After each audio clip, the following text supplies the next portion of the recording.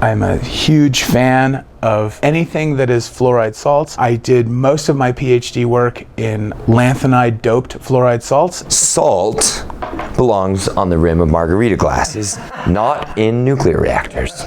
The right place for fission products is in the fuel rod. I'm very interested in molten fluoride salts. You have basically a glorified trash can filled with a molten fluoride salt. The fuel is its own working fluid. Not only does the liquid waste effectively disappear, right, because it's either burned primarily or recycled and burned secondarily. You have to say liberated or something. You can't say burned. You can't say burned. Do it again. Why can't I say burned? Objection. I'm siding with Stephen in this.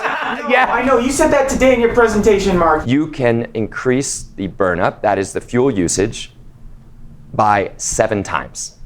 You can't say burn. People, we are not going to say burn. No more. There's no burning? Burned. People combustion.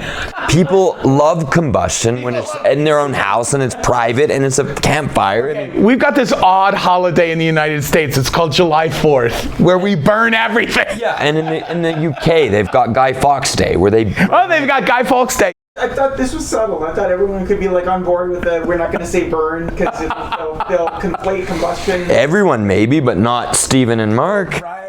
Burned is kind of an informal bit of lingo with a bit of a wry smile. Is that true, Mark? Is that true that it's with a wry smile? Look, there's a number of cute phrases in nuclear science and engineering that come from those heady days back in the 1940s, where in just a few academic terms, we went from discovering that fission existed to building nuclear chain reactions to building giant production reactors, not of electricity, but you can't be too picky in wartime.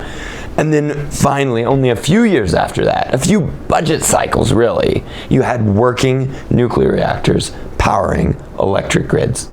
It means that the words can come hot and heavy when you're working that fast and making that much progress. So you're saying basically nuclear poison as a term is okay because they were in a rush. It's not a real poison. Who's really gotten poisoned from xenon? How about Barnes? Barnes is the most wonderful, dearest unit of measurement. A legitimate SI unit of measurement that was based on a joke. Uranium was found to have a very large cross-section, so they said, wow, it's as big as a barn. Right, it's as big as a barn, right. Anyway, if we can have barns, we can have burned, and we can have burned, we can have poisons. And look, nuclear energy, I think, is going to be more popular the more we embrace its quirks, not hiding from some feared public. Yeah, but most Canadians actually think that nuclear power is high carbon. We might not have been informed, but when we hear you can burn uranium, it's like that's going to help put that subconsciously. People are into hydrogen now. They think we're going to burn it, and they think it's going to be low carbon. So,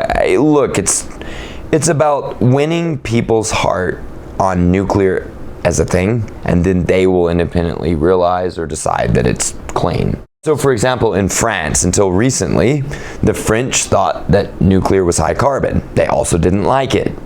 It's kind of an overlap. If you don't like it, you think it's bad. You know what's also bad?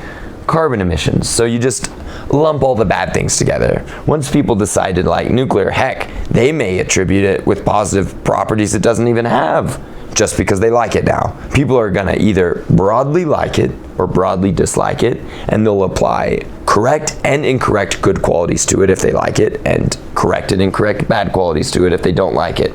We're not gonna be able to change that, but we will be able to win the hearts and minds. Even natural gas and coal companies don't say they burn their stuff or combustion. Like they have websites that don't use language like that. It doesn't work though. It doesn't work. They're not going to convince anybody. Because ultimately they are literally lighting fire and flame. And people know it. To use a colloquial term like burning is metaphorical. And I think it's metaphorical with a smirk, with a tongue-in-cheek. Smoke. People think the steam is smoke, Stephen. Oh. That's because they haven't learned to love like a good tobacco pipe, where smoke and steam are good. We're ganging up on Gord.